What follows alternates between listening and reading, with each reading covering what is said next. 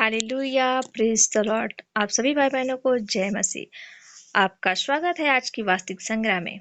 दिन गुरुवार 12 मार्च।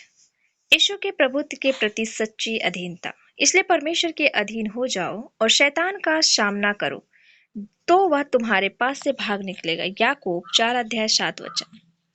आपके सामने आने वाली कुछ परिस्थितियां और चुनौतियां तब तक नहीं बदल सकती हैं जब तक आप यीशु के नाम के प्रभुत्व के प्रति सच्ची अधीनता को नहीं समझते। यह कुछ मसीहों के जीवन में एक खोई हुई कड़ी है। वे कहते हैं, मैंने प्रार्थना और उपवास किया, परंतु मेरे जीवन में परमेश्वर का सामर्थ भ्रामक लगता है। मुझे और क्या करना चाहिए? मैं आपको मत्ती 17 का एक उदाहरण देता हूँ। बाइबल बताती है कि कैसे एक व्यक्ति प्रभु यीशु के पास आया, उनके सामने घुटने टेके और अपने प्रभु पुत्र के लिए विनती की जो दुष्ट आत्मा से पीड़ित थी। मत्ती 17:14-16। प्रभु ने इन शब्दों के साथ उत्तर दिया, हे अविश्वासी और हठीले लोगों, मैं कब तक तुम्हारे साथ रहूंगा? कब तक तुम्हारी सहूंगा? उसे यहाँ मेरे पास लाओ। तब यीशु ने उसे घुड़का और दुष्ट आत्मा उसमें से निकला और लड़का उसी घड़ी अच्छा हो गया। मत्ती 17:17-18।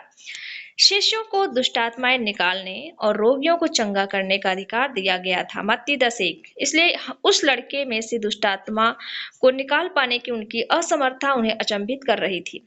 तब उन्होंने यीशु को सफलतापूर्वक उस दुष्ट आत्मा को निकालते हुए देखा, तो अपनी निराशा में उन्होंने एकांत में उनसे पूछा कि वे स्वयं ऐसा क्यों नहीं कर पाए। तब गुरु ने समझाया, अपने विश्वास की घटी के कारण, क्योंकि मैं तुमसे सच कहता हूं, यदि तुम्हारा विश्वास राई के दाने के बराबर भी हो, तो इस पहाड़ से कह सकोगे कि यहाँ से सरक कर वहां चला जा, तो वो चला जाएगा, और कोई बात तुम्हारे लिए अनहोनी ना होगी। परंतु यह जाति प्रार्थना और उपवास के बिना नहीं निकलती। मत्ती 17:20-21। उनके शब्दों पर ध्यान दीजिए। वे सच्ची प्रार्थना और उपवास के सार के विषय में एक महत्वपूर्ण बात प्रकट करते हैं। दुर्भाग्यवश यही वो बहुत से लोग चूक जाते हैं। वे दुष्ट आत्मा को निकालने के लिए और अधिक सामर्थ पाने की इच्छा से उपवास करते हैं, परंतु यहाँ विचार यह नहीं है। प्रार्थना और उपवास आपके लिए जो कार्य करते हैं, उनमें से एक यह है कि वे आपको यीशु के प्रभुत्व के प्रति और अधिक अधीन बनाते हैं। जितना अधिक आप स्वयं को उन्हें समर्पित करते हैं, उतना ही अधिक उनका सामर्थ आपके माध्यम से प्रवाहित होता है। हालेलुया। प्रार्थना करेंगे।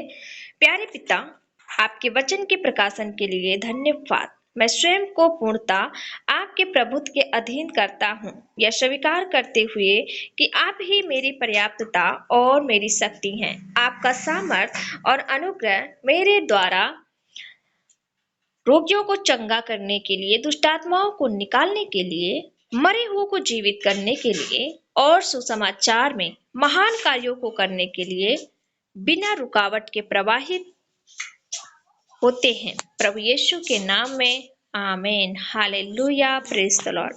सभी को जय मसीह।